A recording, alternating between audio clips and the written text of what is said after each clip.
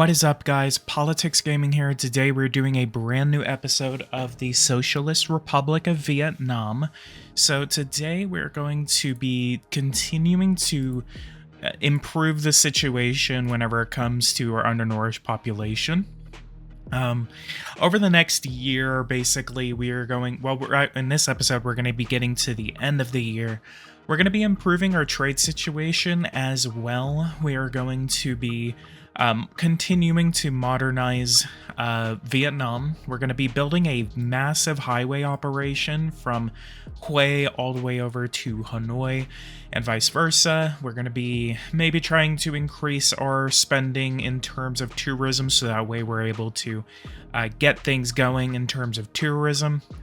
Tourism, as I've said before, is going to be a major focus of this series. We really need to be improving the situation here. We're already losing nearly $1 billion in trade, not even trade, but in sales in the tourism realm. We're going to be maybe making another international festival, and as well continuing to fund our operations in the realm. So let's go ahead and get started on this episode. And first things first, let's go ahead and start the highway construction. Let's go over here to main highways. We're going to go to Hanoi, and then we're going to build a highway from the city of Hanoi all the way down to the city of Hue.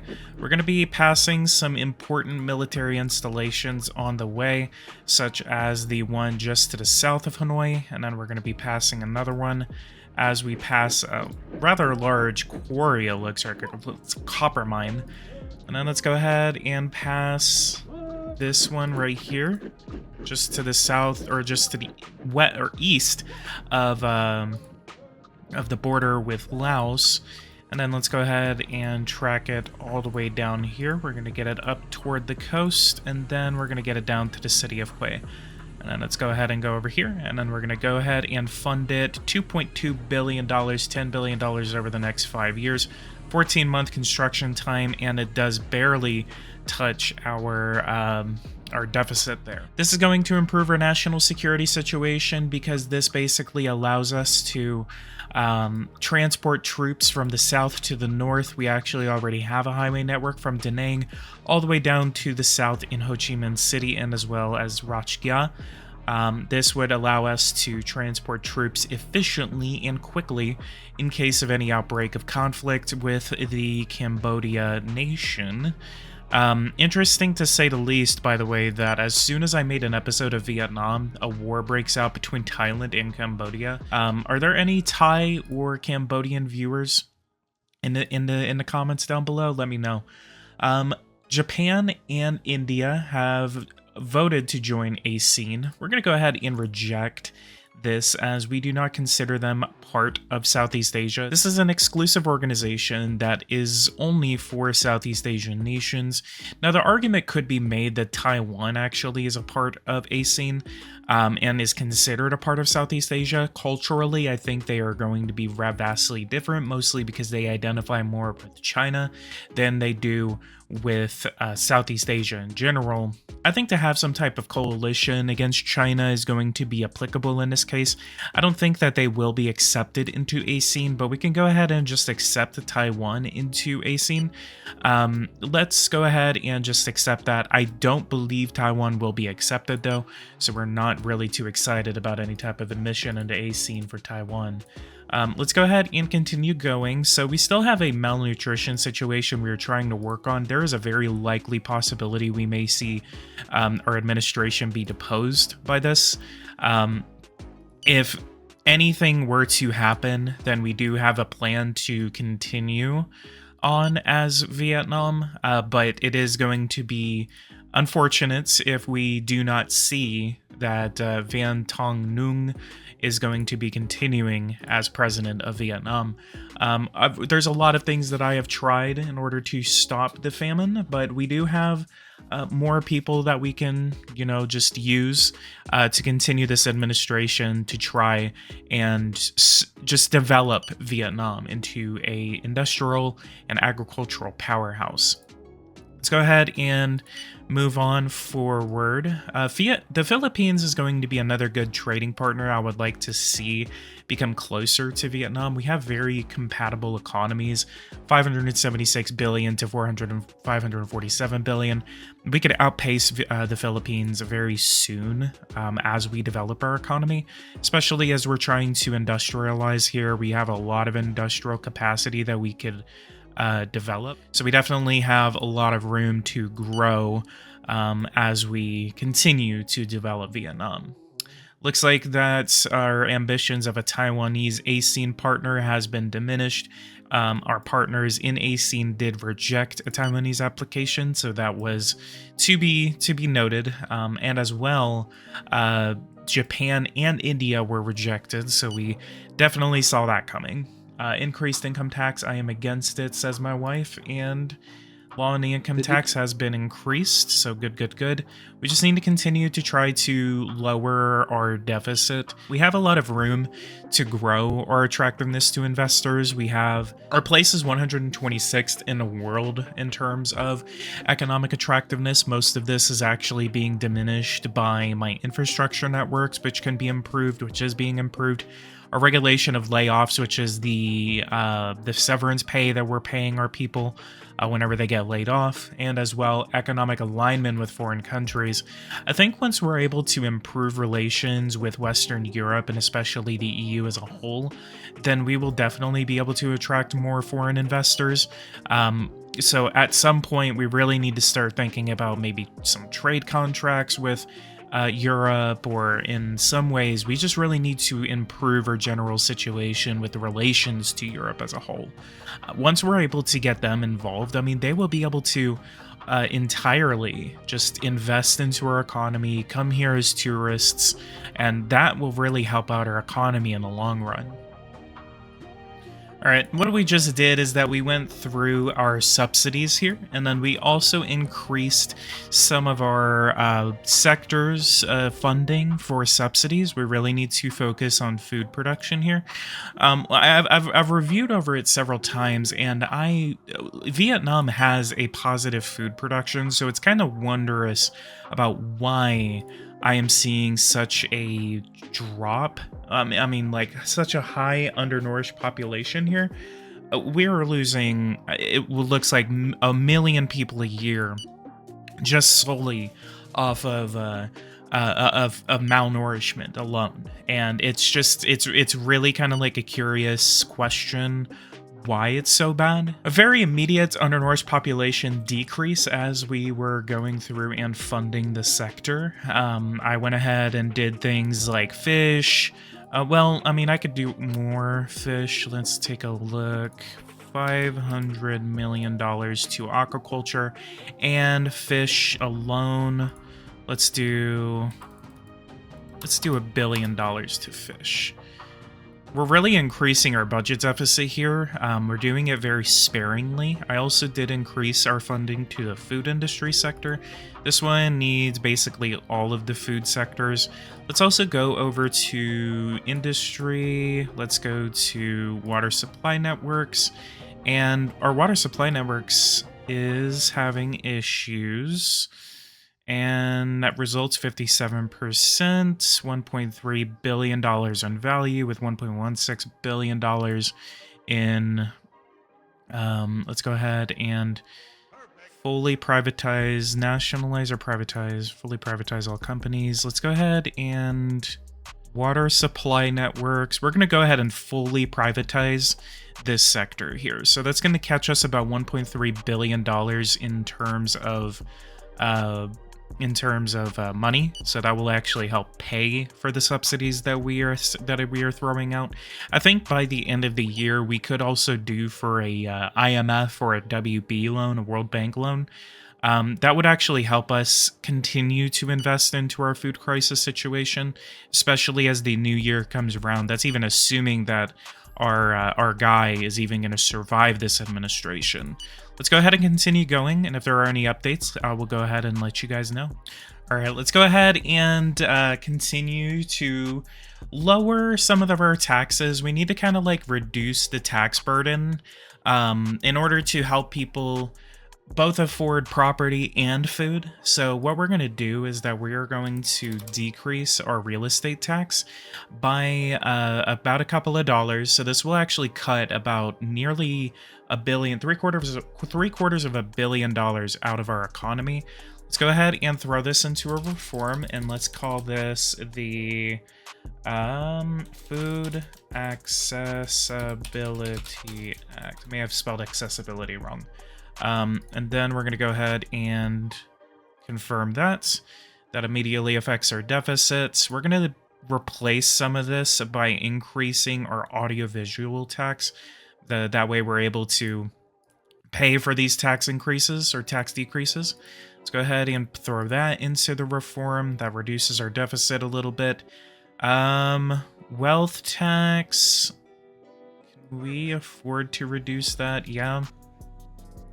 Let's go ahead and throw that into the reform as well. Might have some people hating that, so let's go ahead and throw something that our people will like. And what is that going to be? That be a porn tax? I mean, everyone likes a porn tax. Actually, apparently the communists don't. Let's go ahead and see what else they got. Industrial pollution tax. Continue to fight pollution in our country. $3 billion. Let's go ahead and see the people and Parliament's position on that. And let's go ahead and throw that into the reform as well. Really tackles our deficit issue right now. Let's go ahead and increase the salt and animal fat and agri-food sector tax. Limit the consumption of food considered to be unhealthy by increasing the VAT on products that are likely to encourage cardiovascular diseases and obesity. Actually, during a time whenever we're supposed to be fighting famine, we might not want to do that. Let's go to tobacco tax. That one's kind of like exacerbating the issue of black market sales, so we're going to hold off on that for now.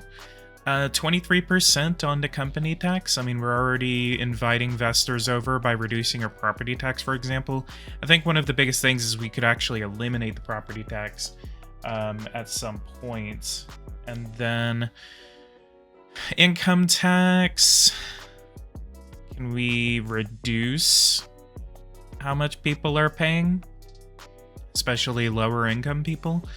Another thing actually I think we need to do is let's go over to population. Yep, I totally forgot about that. Look at our did you see? I mean, I'm kind of speechless on it. Look at our poverty rate. Poverty rate is 100%. Let's go ahead and go over to legislation. Let's go to monthly rent allowance. Let's go ahead and increase this to $200. Let's see if Parliament will actually like that.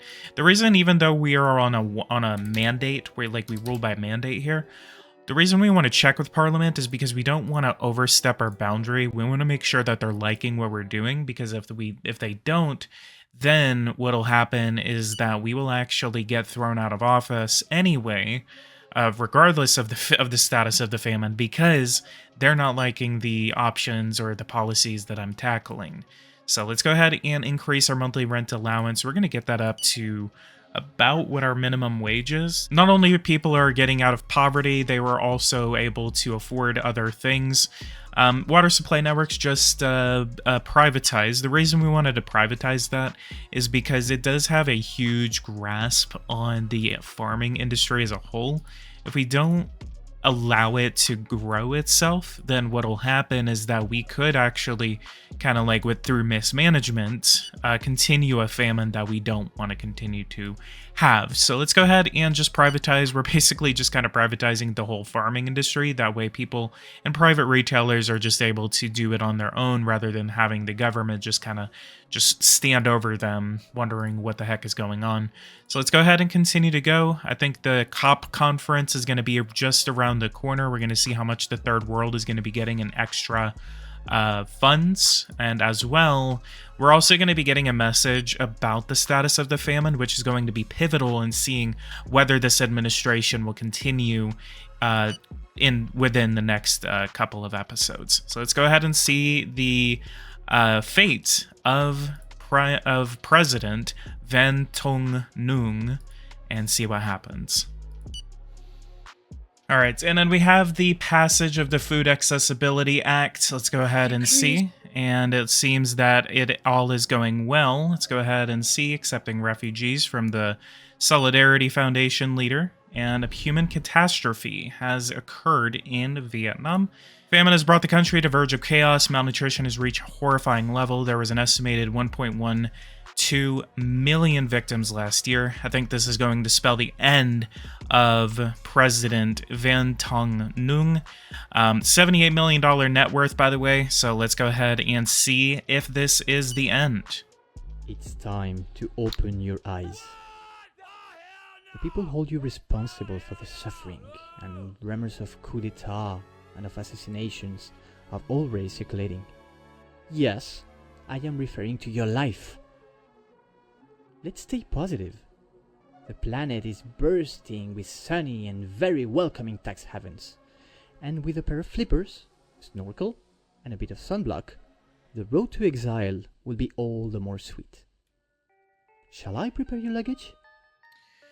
And unfortunately, I don't want to have to do this, but let's go ahead and accept that and pack up our snorkels, our flippers, and our sunblock, and we're going to take our little boyfriend Van Tong Tran, and he is going to accompany us possibly to Manila or to another safe haven. Unfortunately, we just weren't able to fight this famine and continue as the president that we are playing as now, so we're going to have to let another man step into our place, man or woman, step into our place, and we will continue this with someone else. Let's go ahead and accept that. And Van Tong Nung goes into exile in Laos, and I guess that's not really where we need our flippers, but maybe we can find maybe the Mekong River or something like that is something that we can dive into. The deposed head of state found shelter in Laos, home of the president. I'm not even going to try to say that. An old acquaintance who shares Nung the same taste for the order. We suppose Nung won't have any trouble becoming chief of the secret police or maybe a dentist. The country's extreme poverty has finally aborted the mandate of Van Tong Nung. So, of course, it is the poverty situation in Vietnam that has really, really kind of screwed us over. And in the next administration, what we are going to do, we're going to continue to try to fight poverty way more aggressively. That way it doesn't spell the end of our next administration. I won't even be surprised if we go through like 2 or 3 administrations inside of the series. But let's go ahead and continue on and see what we have in store for us. And now we have a new leader showing us what the next step of Vietnam is going to be. We have President K, Thin Kiong K, who is going to be stepping into the former president's place. Age of 45 years old, 100% popularity due to him being a new leader. 709 days to the next election, 2.6 million followers on Tweaks. And then Secret Service information is void. He is a net worth of $133 million here, so we definitely have a lot of room to buy properties and invest. We're going to immediately spend our money into some type of stock here. We're going to go back to NVIDIA, and we're going to go ahead and invest our money and see how much we can double it whenever the end of the year comes around. So let's go ahead and find NVIDIA, or NVIDIA is the name of the company. So let's go ahead and where are you at? You have to go and find them. Okay, NVIDIA is going to be our new stock portfolio here. $133 million. We're going to go ahead and throw in there. And can we find the former president here? Van Tong Nung is going to still be an investor in there, so I guess he's having a fun time just investing his hard-earned cash into the company. Let's go ahead and confirm that and see what else we have in store for us. And so in this next about, I would say 2 months, we're going to be playing up to the year of January or February. Probably February, just that way we're able to see how much our investment actually pays off. But we are going to be aggressively, and I mean, whenever I say aggressively, I'm saying aggressive. Like, we are going to be throwing a hand grenade into the whole poverty situation. We need to fight poverty and eliminate it in Vietnam. This just tanked an entire administration that we just had, and I genuinely miss the other guy that I cannot remember the name of. But we do have President K, who is going to be our new knight in shining armor to eliminate poverty in Vietnam. We need to modernize this country immediately. We cannot afford any more administrations to fall at the hands of poverty, so we definitely need to do some type of Lyndon B. Johnson style war on poverty. This is just not suited for Vietnam anymore. So we need to go ahead and we're going to go to work. We're going to go to minimum wage. We're going to go ahead and increase this to $300 and confirm. And as well, we're going to reduce severance pay just a tiny bit.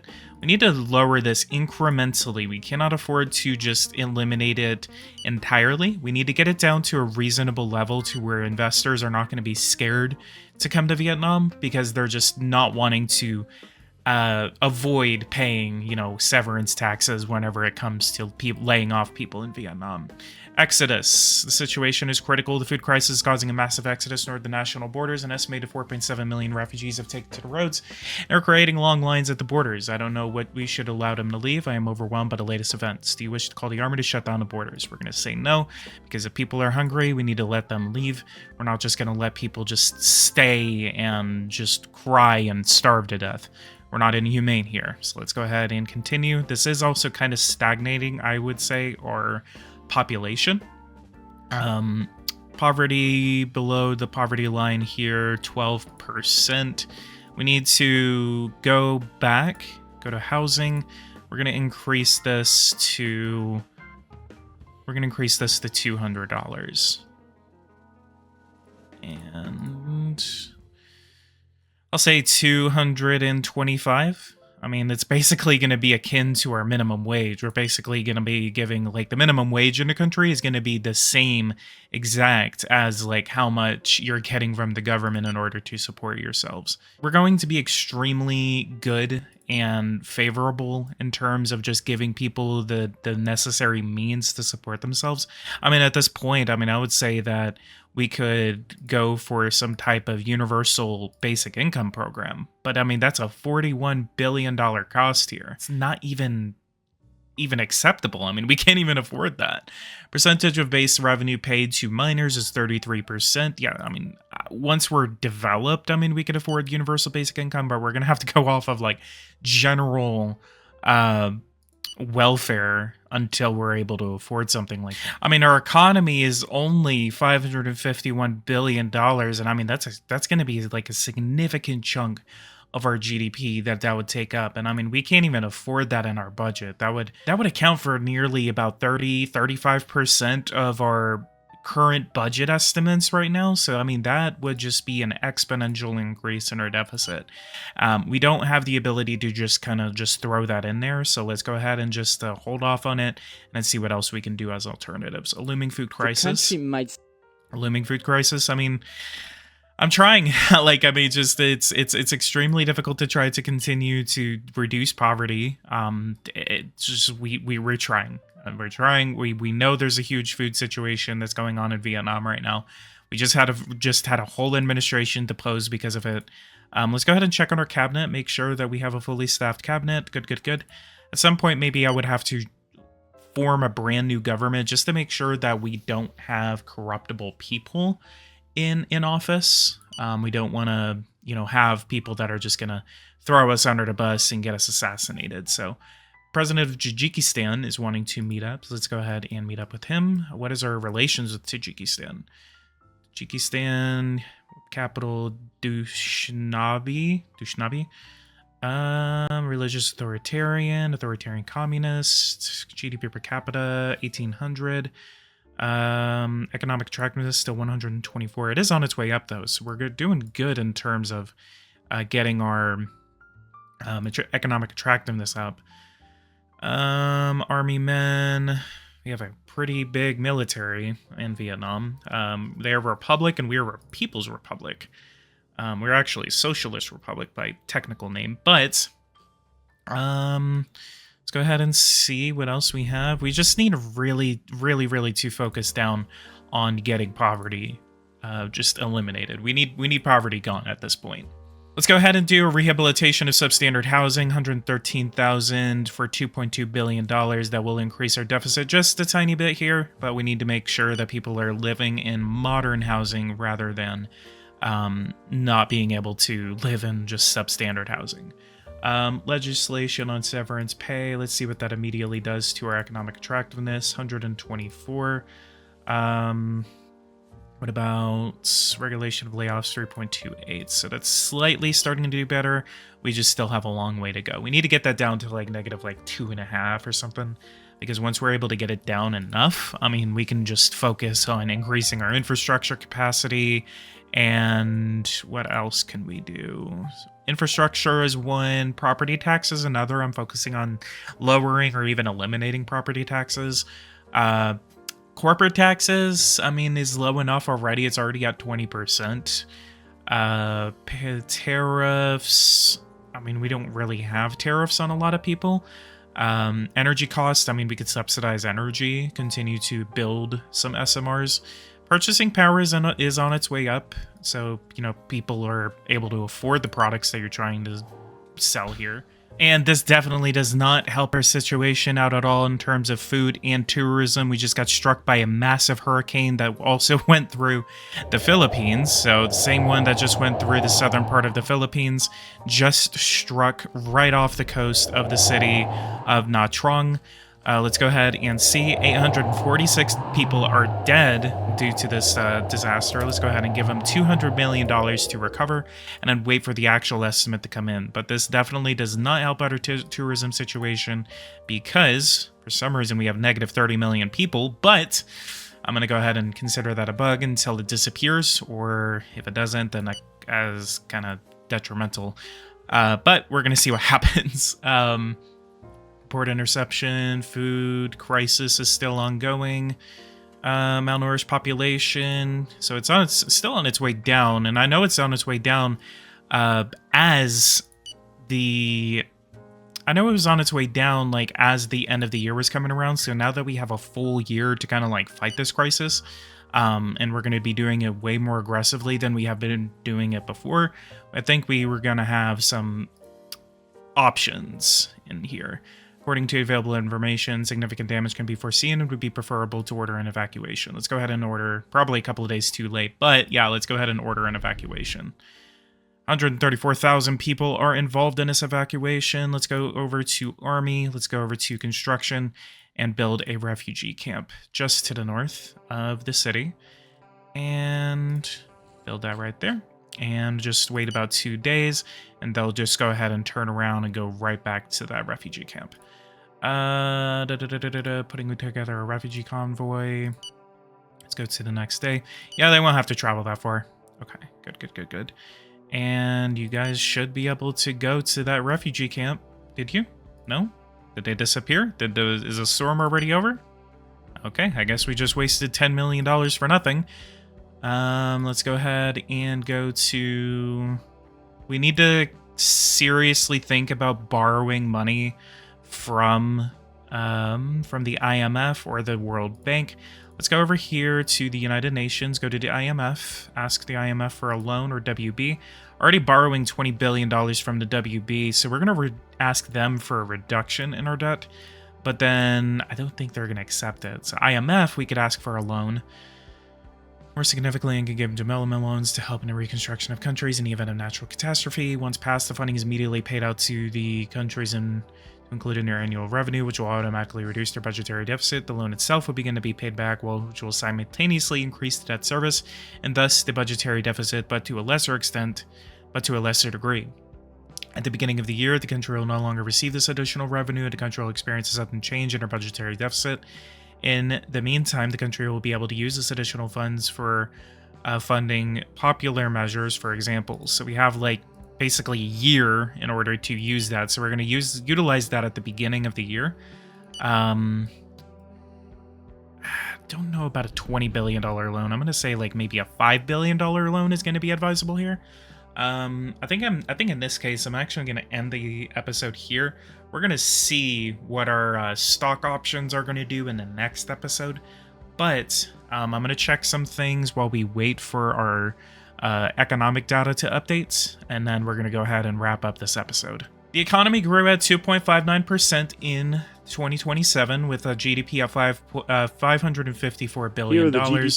And then unhealthy housing situation, 42.7% of houses are horrible to live in.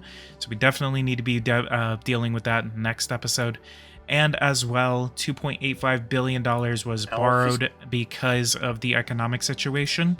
Let's go ahead and go over to here. Growth forecast, 2.17%. Trade balance is $126 billion negative. And then let's go ahead and go over to our farming situation, 10.6% here.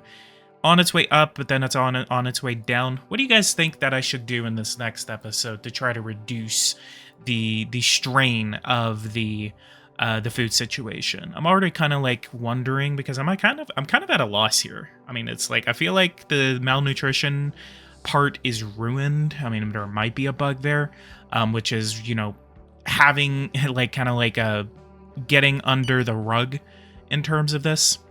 Hanoi International Exhibition verdict within the week. We're going to go ahead and say yes, and hopefully that will definitely boost tourism here. Let's go ahead and see what our tourism is still doing. Negative 8 million visitors. Negative 8 million visitors. I've never seen negative before. So does that mean that people are going more so to Laos to go see the former president, or kind of like what's going on in that situation?